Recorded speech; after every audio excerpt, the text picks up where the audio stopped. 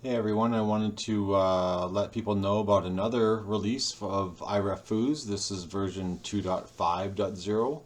Dot 5 being, I think it's kind of a major release. It's some new interesting features. There's really only two things really to talk about, but one of them, the first one I'll talk about is the major one, is I've added the concept of VAR. So I'm calling it video assisted recording. From soccer, that's actually video assisted referee. But so I think because we're refing, we're using our phones. Our phones have the ability to record. So can we take advantage of that? So what I have now, you go into settings, there's a video review section. You can enable video recording. If you don't have it enabled, then you go over to the VAR tab at the bottom. You'll see it says video review is disabled. You can enable it in settings. So you have to enable it. You have the option to save the videos to your camera roll. So right now, without that enabled, you can review a single video, and as soon as you go back to record again, that video is gone. But if you wanted, you can save these videos as you record them, and it'll save them to your camera roll, so you can look at them later or whatever you want to do. You could review your performance as a ref. You could share the video with the players, things like that. So these are all options now that might not have been possible before. Because I don't know if you know, if you use the camera on your phone and try to record, and then try to leave the app and then go say run IRefFoos, the camera will stop recording. So you can't actually do this without IRefFoos or without an app like that. So within IRefFoos, if you go into the VAR section now, there's the ability to record. There's a record button. Once you hit that record button and then flap over to the or flip over to the main screen where you do all your timing and whatnot, then it'll actually keep recording. So I'm going to go over to my table and see what that looks like. So my volume will probably get bad, but you'll just have to listen closely.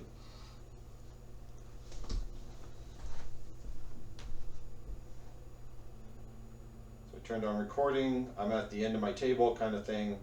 If I go over to here, see it's recording. You can see up in the upper right corner there is a little red dot just telling me it is recording. So as you move do your job, whatever, and all of a sudden say something happened, you were reffing, and something's like, oh, there was a call maybe there that was tough. So let me go back to the VAR. I'll stop it. So I turned on recording. I'm at the end of my table kind of thing. If I go over to here, see it's recording. You can see up in the upper right corner there is a little red dot just telling me it is recorded. Okay, so that was the recording of my voice capturing my recording. So VAR was working. So as you can see here, this was the view that I had from the end of my table. Kind of a similar view that you might get from a reffing position. You'd probably be off more to the corner, but this is just me holding my phone naturally. My phone isn't a very special one. It's kind of old. It's only a 10. So it doesn't have the new cameras. So if your camera has one of the newer ones, I think I'm guessing by iPhone 13s and up, have wide angle lenses on them. I just know mine doesn't. So this is the default if you don't have a wide angle view. But if you do have a wide angle lens, it'll take advantage of that, which is actually give you quite a broad range of view. So you don't have to be as picky or finicky about how you hold your phone to capture good video.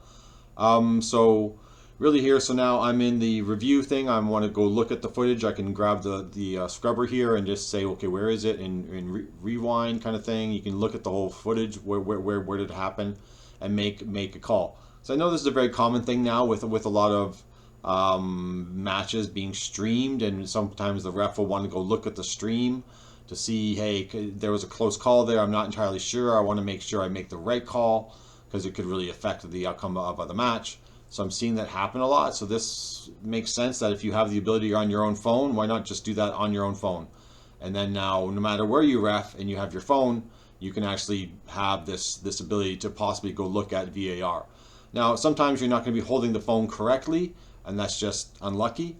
But sometimes you are. And so maybe that critical call was actually recorded. Sometimes it's not going to be recorded, but it just gives you that chance that maybe you did capture it and maybe you can review it. And that would be good. So right now, so I'm in the review mode, and you notice the record button is still available there, so it's not recording right now. If I go back to the reffing thing and see if I start to go ref again, the little dot in the upper corner is not red, meaning it's not recording. I'll give you a little helpful reminder. So if you really want to record, you have to turn back on the record button, and then go back over to the table, and now it is recording. You can go about and finish out the game. So it will continue to record, even though if you go to a new game, it's going to continue to record. Even during the timeout, it'll continue to record. And that's just the way I set it up. Now, with the clips that it creates, every time you stop, you go over here and you say stop the recording, and then go back over to the table. And now again with that. Sorry, you can see my messy desk. Let's give it something else to look at. Nope. Yeah, good enough. Every time you stop the recording, it creates another file. So if you're saving these to your camera rolls, every time that you actually stop the recording, it's going to save that current clip as a file to your camera roll. And then if you start the recording again, it's going to create another file. It's not going to create a single whole file for you. It's just as you would expect. When you hit record on your camera, it's going to create a file, and you'll be able to record it. And if you hit stop, then it'll stop recording that file, and that file is now done. If you hit record again, that's a new file. So I wanted to make it behave the same way, so that you might expect. In the future, I might provide functionality to actually stitch all these files together and make a single game per se, kind of thing. But that's a future thought. And if people find use in this, then maybe I will. But if people don't find use, then I'm not going to continue to develop features on top of it. You can see up here in the review screen, you can actually go full screen if you wanted, and you get the full screen view if you need to get a little bit closer. And you can actually share this as well. You can actually choose, where do you want to share this. So if you have a bigger screen or something like that, you can actually share there as well. I'm not sure why you want to do that. Maybe there's a bigger monitor you can share so other people can have a look as well. But that's just, that's an option that just came out of the box with the controls that I'm using here. So that's the VAR function. Hopefully people might find some value in that.